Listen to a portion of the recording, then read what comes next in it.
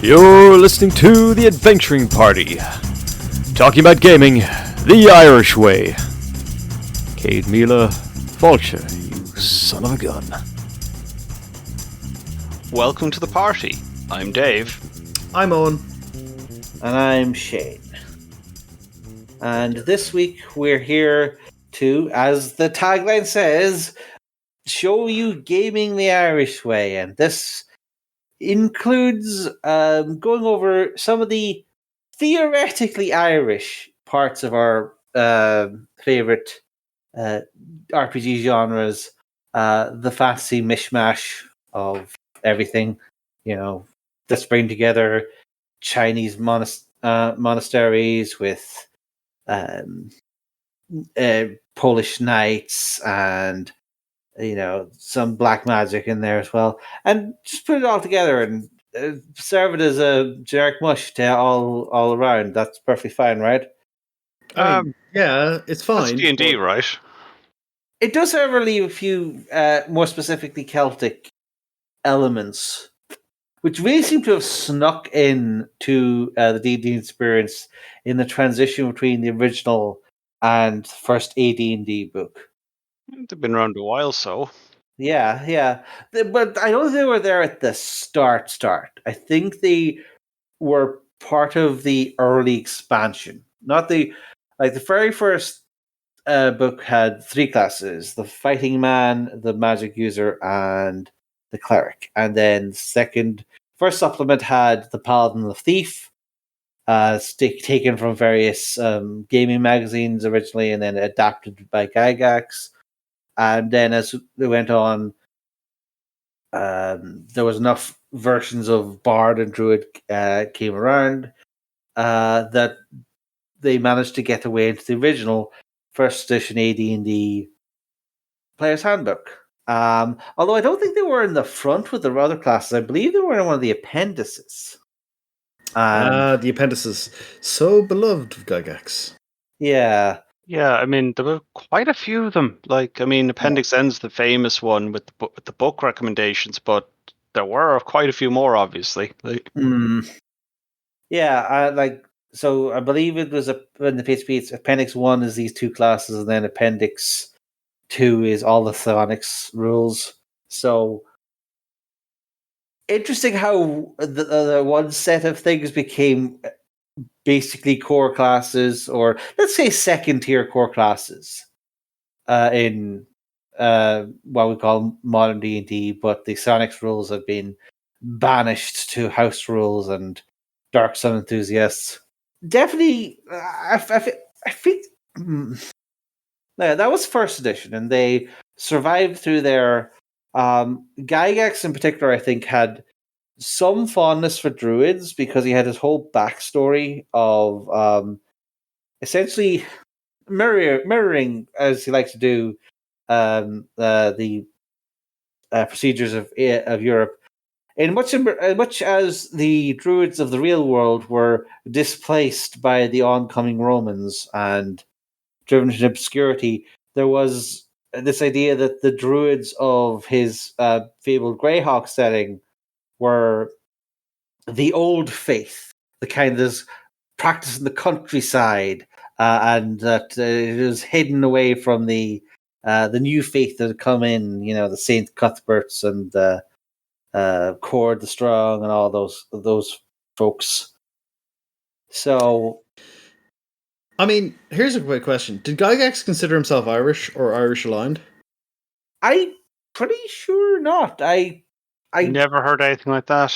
I never got any impression. I feel like Gygax is probably a Eastern European, maybe Romanian name. I'm actually not really sure of his background, and I don't think I don't mean to criticize the fellow, but there is the way that there are specific things about Bards and Druids in the original AD&D stuff has the sense of, oh, I read this one cool book, and it had these very specific things, and therefore I have to have in the class. For example, druids, once you get past level 14, you're now in the arch druids, and there's now there's a specific number of each level of arch druid. So if you want to level up and spend your XP, you have to slay one of the arch druids a level higher than you in order to take their place. Which presumably he heard a legend of druids having to do that. Presumably one of setting specific, like yeah, in my mind, like yeah. It seems like that he decided this is how it worked in Greyhawk, and then he just immediately put it into the class which is meant for everyone, because he didn't see a huge point in differentiating other people's world from Greyhawk. Really, I mean, I guess he presumed if someone was going to have a vastly different setting that had different druid rules, they were basically adapting to a different system or something. So the traditional kind of influx of bards and druids kind of goes back to Gygax and him tossing them out as, here's a priest that worships the old gods or something, or nature, or, something like that. And here's bards, the singing man, as opposed to the fighting man or the thing. What did the original bard do, Shane? What was its bag? The original class was wild. Not only did it have paladin-like minimum attributes, I think I've seen actually the calculations done. I think to qualify as a bard, if you use 46 drop the lowest, you have like I think it was quoted as a 0.0017% chance of rolling the needed stats, because it was like 4 of the 6 stats needed to be above 15 or something. It was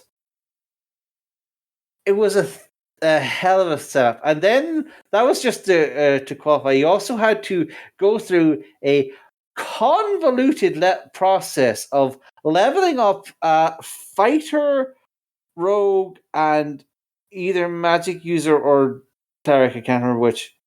There was 3 classes anyway. I also can't remember the exact one. Yeah, to go through each of these in turn, level up to a certain level in them, then reset back to level 1 as the new class, and then go through that for a couple of levels. And you do it 3 times, and if you have that and you have not lost your amazing ability scores thanks to pernicious traps in the interim, then, only then, can you start actually playing as a first level bard, which had some unique abilities, but the impression I've gotten from the breakdown is that other than charm at will, you didn't have that much to make it worth the many, many months of adventuring that would require to get climb the mountain. There's some people who are saying that there was a submission to the TSR newsletter. And that sounds about right. He took that and then basically said, yeah, here we go. And sort of, I mean, I think the current bard has sort of mutated into pure meme fodder. Where yes. I'm the bisexual disaster that flirts with all the monsters. And when I look at the bard, okay, we don't know much about what bards did exactly. We have fragments of fragments. If you're gonna, like, Ireland has a history of being conquered, and if you're gonna conquer people, you have to get rid of their language and their laws and everything, and that was the bards. The bards were our oral history, they were our law, they were our, ways that we remember this. Like, for example, if you injured somebody, a bard would assess how bad the injury was, and thus how much you needed to pay that person for the injury caused, and for the attendance of a physician, or so on. And so they do things like they would put seeds in the injury to judge how big it was. And the higher rank the person was, the smaller the seed was. So if you cut somebody, they would put barley seeds down at the count, and if it was a higher ranked person, they'd be smaller and smaller seed. They get the seeds of a smaller and smaller plant, and they put it in, and they'd assess that's your injury you paid. So they had a very important function as lawgivers. They had a very important function as oral history. That classically they're remembered as they sang songs, and there's tons of Irish harps you can find, which were made for bards, very ornate pieces of kit. I saw a great one on the TV the other day. They were showing it, and it had it bore the legend, the Queen of Harps. And I thought that's a great name for a harp, you know? And they had a very important, they were a legal function, they were a law function. They were a big societal glue thing, and the people would be wary of insulting a bard because the bard could write a satirical song about them and make fun of them. And the powerful have always resented being laughed at. So they're an interesting group, and I think the reduction down to ho ho ho, I seduced the dragon. It makes me.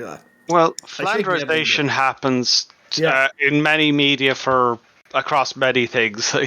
Well, I think part of the issue is that I'm not sure that non-Celtic European culture, which is what a lot of Vargs are exposed to, has easy touchstones to what what we consider a bard. The closest thing is a combination of a jester and a minstrel, and you have the thing of the jester as sort of this satirist who sort of says what other people can't say and has a certain amount of immunity in order to basically spout wisdom and cross social barriers to a certain extent. Then the minstrel is very clearly an entertainer, doing some of the same singing the songs of our ancestors to help spread our culture, but it's for a minstrel, it's far much more of a a profession, something you do for coin, as opposed to because you have a functioning society that compels you to judge people, sing songs about them, etc., etc. And I feel like the touchstones that this more, let's say, Germanic-based culture background of a lot of Americans would be, just doesn't have that same connection to the bard as this sort of real glue of society. And there's an attempt to put that kind of flavor in. There's stuff about bardic colleges was a thing, but it was never, I think, really like there are rules in Greyhawk. There are examples of Greyhawks of all number of knightly orders, of wizard guilds, of even monks. There's like several different monkly orders scattered all around Greyhawk, including several major villains are monks. But there's despite the fact that there's all those bardic instruments in the Dungeon Master's Guide, and there's all this talk about bardic colleges and stuff, I don't think there's actually any point to it and say that is where a bardic college is, on the map, that has anywhere close to the kind of fame that is implied that the bardic college would have, given their nature. They're sort of, again, pushed into this background of being part of the old ways, the old faith, the way that the previous people, the Flan, how they did things, but now there was immigration from not quite the mainland, but from deeper inside the continent, of the Erdi, I believe, who are the more classically Germanic, Saxon people who have built up the empire, so they're also kind of Romans, and displaced all this culture. So there's some of that that sense of, there was an old culture here that has been pushed away that would be familiar to an Irish reader of these these stories. But they're using our word for it. Yeah. They're not saying minstrel. They're saying bard. They're using our word. So that counts for something. I think that there's a weird history of alignment with it as well, where they used to have to be at least part neutral, which kind of makes sense as part of their independent role as a lawgiver and truth teller. but they also, for a while, couldn't be lawful. Which is, I think, in 3rd edition, which is weird to me because that's part of the ho ho ho nonny chaotic. I just play me songs. Just play me songs, Lord. Don't do nothing controversial, me. Whereas there's a definite thing of the bard as a legal instrument. Now it's important sometimes for people to try and discredit that. I often think the idea of, like, I would think that if I was playing a lawful bard, I would rear up if someone said, "Oh, you like sleeping with everything." And I was like, "Sir, that is a slur about my profession." We often take private counsel with people in need of legal advice. To say that we are taking that opportunity to take somebody away from their lord to seduce them is a common slur against my profession. We counsel in private so they can say what they will without fear of retribution from those above. Well, That's it's one way to discourage people from using their services. exactly. It's kind of this. All this stuff is negative propaganda against the bard's function, which is to be a counselor to people and to assist people and to remind people of how things are meant to do. There's a big oral tradition of storytelling in Ireland and community organised activity. Like, where do you think boycott comes from? That's an Irish thing. It comes from a whole bunch of people saying that their landlord, Mr. Boycott, will not be getting any money from any of us because we band together to, do collective action. So, community action is a big thing across Irish history, and often our stuff was kind of organised at the grassroots, and that's still around a little bit. Not as much as it was, but it's still around a little bit. And I think it's important to have bards as an instrument of, or consider them possibly as an instrument of positive social change. Yeah. Although that does sort of point to maybe another one of the rough edges that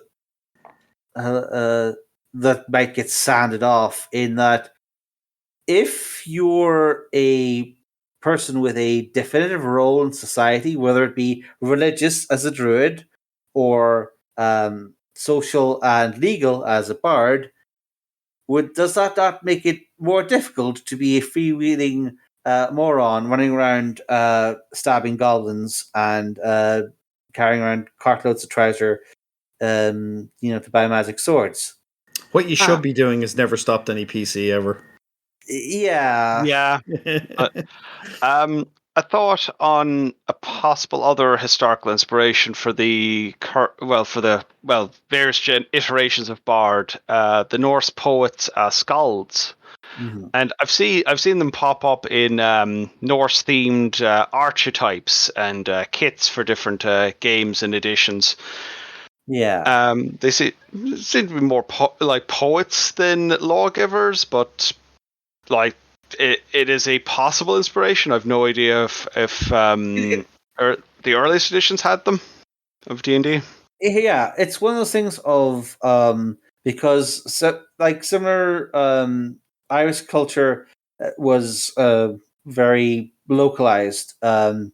Huge back then, huge chunks of the country were just covered in heavy forests, and it was very difficult to get from one pocket of civilization to the other, and therefore the bard, whose job it was to go between the different places of land, was very important at that. And similarly, Scandinavian culture is very fjord based because the interior is so mountainous that everyone has to live on the coast, and because of the horrible glaciers, each piece of coast is very isolated from the next piece of coast, and therefore you need a subgroup of people to go between the communities in order to preserve this sense of greater culture, and also to make sure people remember there's a king involved in all this. And that's a very important function that I think more traditional European medieval times would not have needed as badly, because it was a lot easier for your traditional Holy Roman Empire peasant to get around between the various towns around the cities and up and down the various deep, wide rivers, etc. But it might resonate a little bit more to an American who has more of a sense of, ranging out and isolated communities dotted all across the frontier. So Off into the wilderness. Yeah.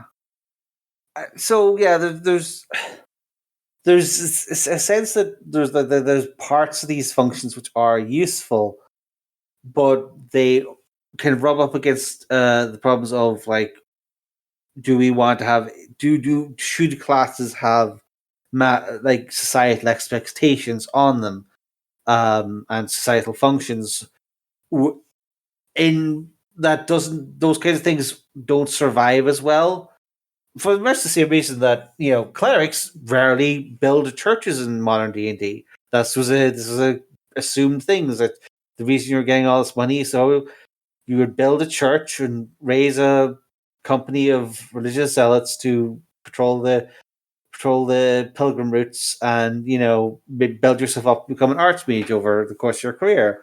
And much like all the other stronghold building mechanics of the thing, that flew by the wayside because it was just finicky enough that not every group wanted to do it, and therefore there wasn't as much incentive for the game writers and game designers to support that, and it kind of was denuded away over the course of gaming. And I think a lot of the same things happen to the more social aspects of classes, like the bard, the cleric, and the druid. They were freed of their obligations to lead their flocks or look after their communities in order to do heroic things like run off into the entrance and raid the Tomb of Horrors, which were more aligned with the mechanical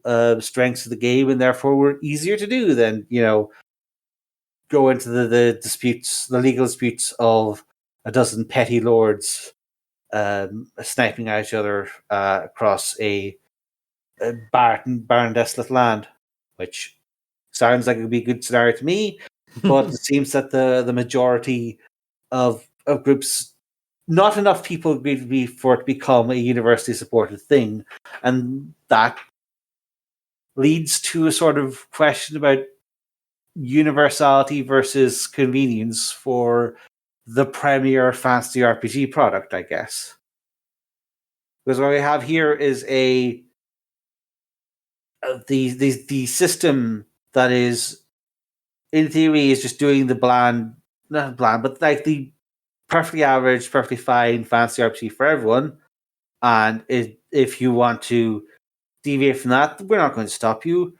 We're just house rules or whatever. But that same monolithic major RPG vendor is the one setting the tone, and therefore creating the archetypes, or being born in the crucible of the major product. And therefore, or if the major product, which is designed for everyone without any sharp edges, decides to ditch all of the interesting parts of a bard because they would require too much work for GMs that not every player wants to care about, then you end up with what does bards do? They sing and it's magic somehow.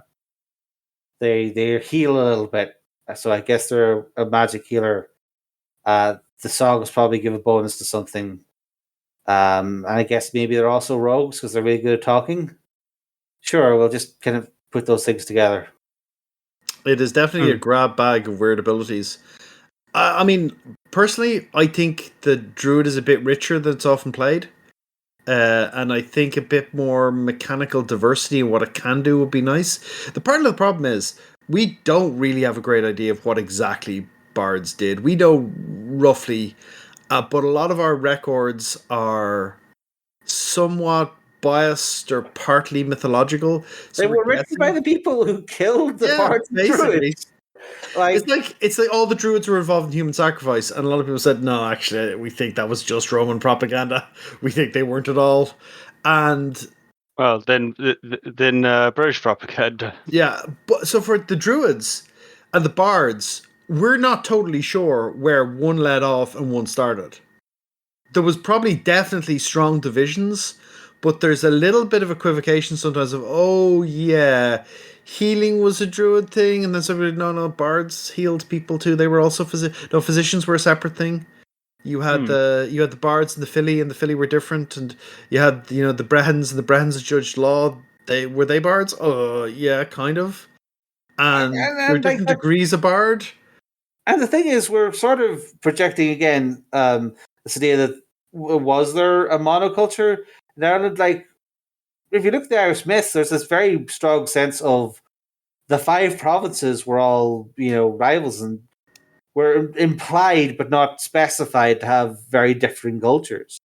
So it's possible that Leinster may be more influenced by the Welsh Celts, who also had a big bardic subculture, but maybe people of Munster were more based on the Bretons over in Brittany, who may have had more Druidic culture. Like we don't actually know the difference between these different Irish subcultures, and it's all kind of lost in the fog of history. So saying definitively that one class was like this and the other class like that, it's very difficult. If I could say something as just my own personal opinion, I do think it'd be... So one of the things that keeps coming up when I think about Druids is that they basically went all of 2nd edition without Druids really being a thing. They just gave different sphere powers to clerics, and if you wanted to make a Druid-style character, you picked the nature and plant or animal spheres as your what we call domains today.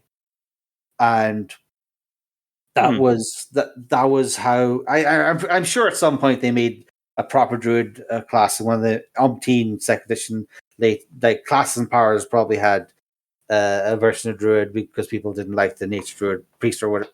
But like it is, I think, pointed that Druids were singled out as the type of priest that cannot be expressed correctly by the cleric. And I just find it very disingenuous because the cleric is, in its own way, a very specific interpretation of a warrior priest. It is very much riffing off a couple of specific legends of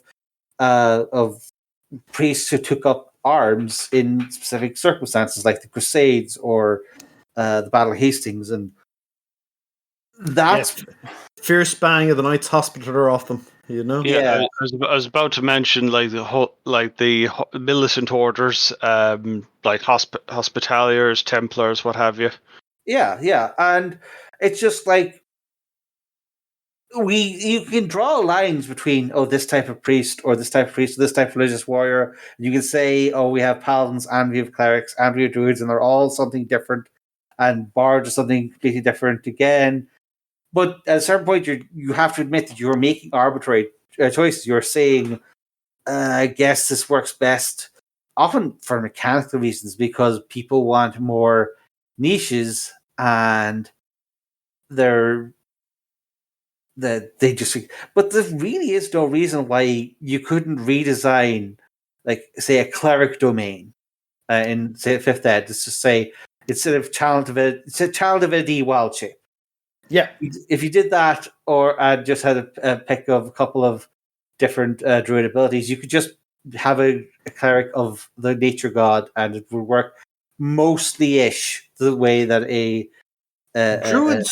Druids were like varying priests for ages, right? And then 3rd ed turned them into the dog botherers they are today, where they've shifted over to, they're all about nature and they're all about turning into animals or talking with animals or looking after the wilderness, which I think is mostly a neo-druidism thing. Yeah. It was just that all of the druids lived in deeply rural to like barely above hunter-gatherer situations in a lot of the time in Ireland, where it was about pasture, maybe owning cattle, and otherwise there was a small amount of farming. Difficult in Ireland because the soil isn't great, and you could grow some stuff, but there were limitations on what we could grow. But we had lots of cows, and that was kind of, I would say probably, if there was a component of animal care to druids, it would probably be cattle husbandry. Yeah. Well, cattle were wealth exactly, for a long time, actually. So it's very rude. Like, if you were to say what's probably the most accurate version of druids, it's probably somewhere in RuneQuest.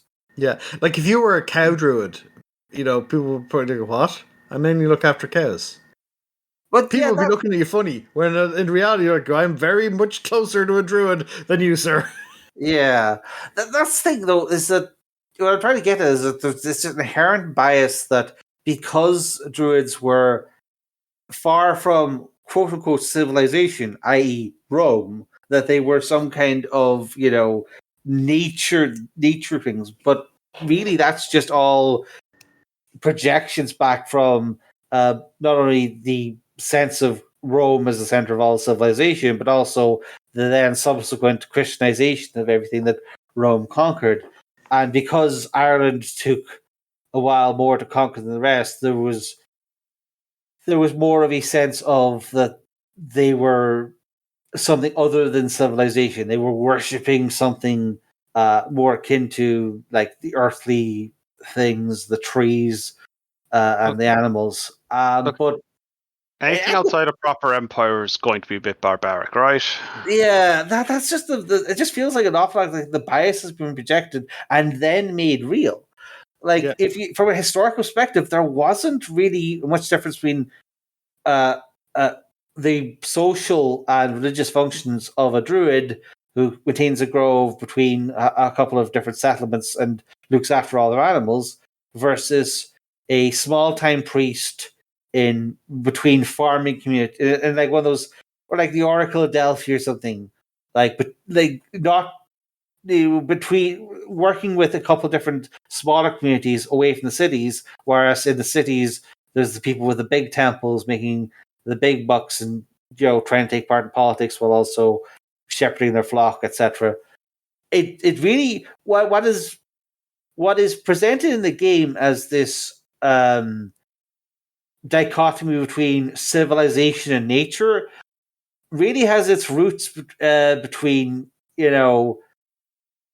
inconvenient rural religious practice versus homogenized urban religious practice, and the disdain of centuries of trying to beat everyone into line has turned what were not really that different um, religious functionaries of their time into this exotic things, one with nature, dressed in leaves and with antlers upon their head, and all of this other stuff that is just backfilling from the generalized sense of ignorance. See, a nature obsessed faction like that is rare. I find it very interesting, but like considering where the name comes from, should it be called druids? Probably not.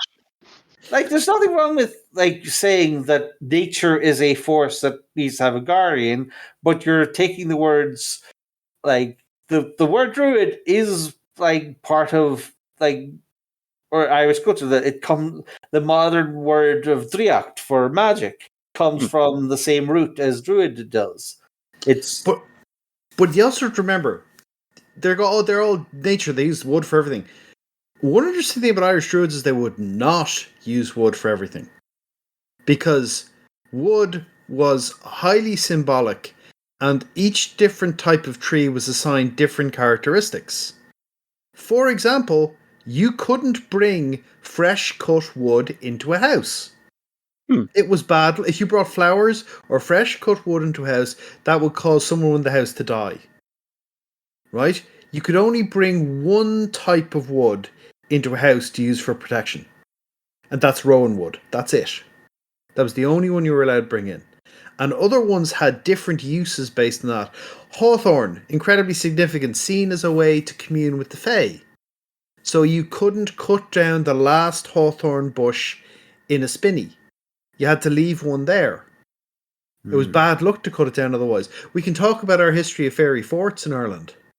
yeah. There's a very funny Twitter post somebody did about someone being Irish and being American, talking about taking a stone out of a thing, and the other go, "I don't believe that's all superstition." He goes, "I'll take to take a stone. What are you doing?" Like we don't we don't believe in any of that stuff. Except none of us would take a stone out of a fairy fort. And none of us would go, yeah, let's just demolish that place. They're probably just Stone Age tombs, but we also know not to mess with them. You don't touch them, you don't mess with them. You know? There's a ton of superstitions that fragments of a fragment of a culture, but they hang around. Yeah. And the stuff that we won't do. If you want more on the fairy forts, Eddie Lenihan, storyteller, it has a bunch of stories involving the Fae and fairy forts and all sorts of other Irish stuff. And fairies are not to be messed with. Well, like not an Irish myth anyway. If you want to see an interesting one, there's a horror TV show called From, airing in America at the moment, and the whole situation there. As someone who's Irish, I was like, I think I know who these bad guys are because of the way they're acting, and it's interesting from a point of view like that. You're like, hold on a second, I know some of this stuff. And it's interesting because there's a bunch of superstitions in Ireland that are probably come down from that. And you wouldn't really hear about them unless you asked a very pointed question about, like if you asked Irish people, you know, why a certain businessman went out of business, you know, a lot of people would say, well, he had a lot of dodgy bank dealings, and you know that was what he did. And then if you asked a bit more pointedly, some might whisper darkly he dug up a fairy ring. You know, you can look that stuff up if you'd like. And there is a big tradition of like, I think it's a very facile to be just they're the godbotherers living out in the woods, where they may have been intermediaries and. Because there's a big religious tradition on them, but there's also a healing tradition on them. They were learned people. That was one of the things about the Druids were very... In all the Irish stories, Druids are wise. They know stuff. They're the wizards you go and talk to. And they can do kind of overtly magical stuff, or they know how to get powers and magic and all that. And additionally, they're means of bargaining with powers. And they're one way to get them to intercede in your behalf and talk to some stuff. Now, you see a little bit of that in the association later with the Druids and the fairies of the Fae. But I don't think it's ever portrayed quite as dangerous and adversarial, or potentially adversarial, as it actually was. Or would be portrayed in Irish stories, where dealing with the Fae is a very chancy business indeed. Even if they like you, it's a chancy business. Yeah. I mean, we get into all kinds of additional things of like the whole civilization versus nature, and you know, our Fae part of nature. They represent the good side of nature, the bad side of nature, just the capriciousness of random chance. You know, there's all kinds of stuff to unpack there, and that's sort of the issue with the Bard and the Druid is that to really get to what they were originally and what they are now, you have to unpick a lot of assumptions and compromises. And well, they need a mechanic to make them different from this other class, so we'll throw this in, throw that in, and yeah, it's just all. Well, it's worth a podcast episode for one thing. Absolutely. Also, the Druids as foretellers and prophesiers, huge role in Irish lore and kind of mythology like that. You know, people going the Druid making a prophecy about somebody that will always come true. And you can look in the establishment of gases as well, and deals. And I mean, I think there's some more depth to the Druid than just, I'm the guy who gets his powers from, you know, talking trees. When in reality, they had a kind of a richer function than that, which is often reduced down and to the most gameable elements, perhaps. Yeah, because the common factor of all gamers is they want to play games, and the particulars of how that each given character fits into the world is often a question that can't be put in a book because it has to be negotiated between GMs and players and table talk, and like this is why people have session zeros now. And it's always a little bit awkward, and this makes it difficult to give it the time of day in the main book, and that the main book is what sets the archetype, and so Yep. you have to put in the nuance yourself, unfortunately. And you're going against the grain of all the assumptions of people who have read the book. Or just the assumptions of people who they really just want to play werewolves in D&D, and being a druid is the closest they'll get to it. You know, these are the kinds of things you have to think about. Same with people who play bards just because they want social stats, etc., etc. Like, if you present a class, there are always going to be people who are looking for it as a social function part of a world, and there's also going to be people who are looking at it as a set of mechanics that they would want to beat together to form the thing that they want to actually play. And, tension is part of creativity. Absolutely. If you are a bard or druid and object to our portrayal of you in this podcast, please contact us on our Discord, on our socials, on our YouTube comments. But for now, this party's over.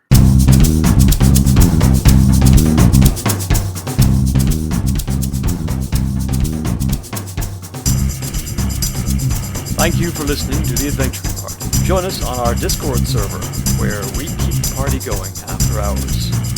Otherwise, you can find us on Facebook, YouTube, Spotify, Twitter, or you can email the hosts at party@theadventuringparty.net. The Adventuring Party is released under a Creative Commons Attribution Non-Commercial Share-alike version 3 license, but you probably knew that already. We hope you enjoyed the episode, and look forward to seeing you back here next week. Goodbye.